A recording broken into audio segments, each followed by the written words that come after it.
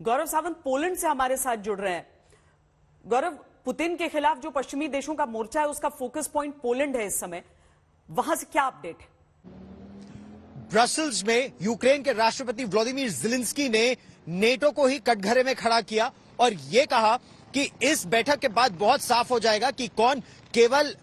दिखावा कर रहे हैं सहायता की और कौन असल में सहायता कर रहे हैं। उन्होंने ये भी कहा कि यह बहुत जरूरत है इस समय कि उन्हें एंटी शिप वेपन्स दिए जाएं, उन्हें एंटी एयर वेपन्स दिए जाएं, यानी सरफेस टू एयर मिसाइल और एंटी शिप मिसाइल्स की वो मांग कर रहे हैं और नॉन स्टॉप सप्लाई की गुजारिश कर रहे हैं। लेकिन इस बार एक जो नई चीज थी वो ये थी कि उन्होंने नो फ्लाई जोन की मांग नहीं की, क्योंकि नॉर्थ अटलांटिक ट्रीटी ऑर्गेनाइजेशंस के देश और अमेरिका ये साफ कर चुके हैं कि नो फ्लाई जोन नहीं किया जाएगा यूक्रेन के ऊपर। तो उन्होंने जो नई मांगे रखी हैं, अब देखना यह है कि किस तरह से अमेरिका और बाकी नेटो देशों का समर्थन उन्हें मिलता है। लेकिन उसी के साथ साथ पोलैंड जैसे जो देश हैं, जो नेटो के सदस्य भी हैं, उनकी भी चिंताएं बढ़ रही हैं, क्योंकि उन्हें इस बात का खतरा है कि आने वाले वर्षों में अगर रूस ने जिस तरह से हमला किया यूक्रेन पर, आने वाले वर्षों में रूस और ताकतवर हो जाएगा और मजबूत हो जाएगा और रूस पोलैंड जैसे देशों पर भी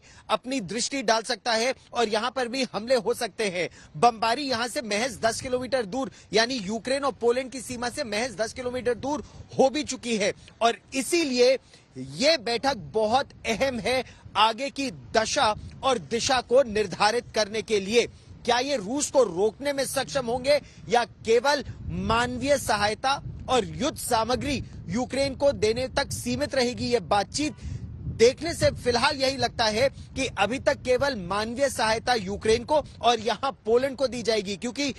ब्रसल्स के बाद अब अमेरिका के राष्ट्रपति जो बाइडेन यहां वॉर्सो आ रहे हैं पोलैंड के राष्ट्रपति डूडा से मिलने के लिए, बातचीत करने के लिए, उन्हें आश्वासन देने के लिए और साथ ही साथ यहां पर ह्यूमैनिटेरियन असिस्टेंस जो लगभग 21 लाख लोग जो यूक्रेन से निकले और यहां पर विस्थापित हैं, उनकी किस तरह से सहायता की जा रही है, उसमें अमेरिका, नेटो देश और यूरोपियन यूनियन किस तरह सहायता कर सकते हैं, वो बहुत अहम होगा अगले 24 से 48 घंटों में देखना। तो विश्व युद्ध को लेकर जो खतरा है, जो आशंकाएं हैं,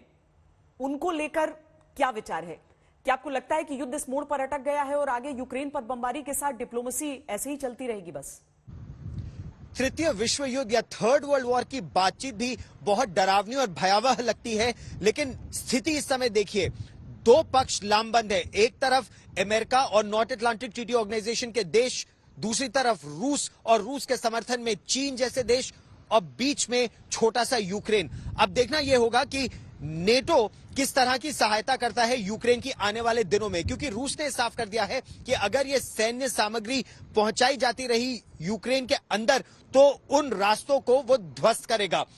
सी ऑफ अजोव और ब्लैक सी में पहले ही बहुत जबरदस्त बमबारी करनी शुरू कर दी है। यहां तक कि यूरोपियन यूनियन ने यह भी कहा कि जो गेहूं और खाद्य सामग्री आंतरिक रूप से विस्थापित लोगों के लिए आ रही है और ब्लैक सी में कई जहाज अटके हुए हैं, रूस उन्हें आने की इजाजत नहीं दे रहा है। यानी यूक्रेन को अब समुद्र के रास्ते से मदद नहीं मिल सकती, आकाश के रास्ते से भी वो मदद नहीं आ सकती, क्योंकि कोई विमान लड़ाकू विमानों के अलावा इस क्षेत्र में उड़ नहीं रहा है। बस एक रास्ता है पश्चिम का, वहां से रसद सामग्री भी आ रही है, युद्ध के साजो सामान भी आ रहे हैं। लेकिन अंदेशा यह है कि आने वाले दिनों में जिस तरह से रूस ने कुछ बमबारी पश्चिम में लेविव के आसपास की है, यह बमबारी बढ़ भी सकती है और यहां पोलैंड के बहुत निकट के इलाकों में भी वो बमबारी हुई है। इसीलिए यह युद्ध और बढ़ता नजर आ रहा है। रूस ने जिस तरह से उसकी सेना को कीव के चारों ओर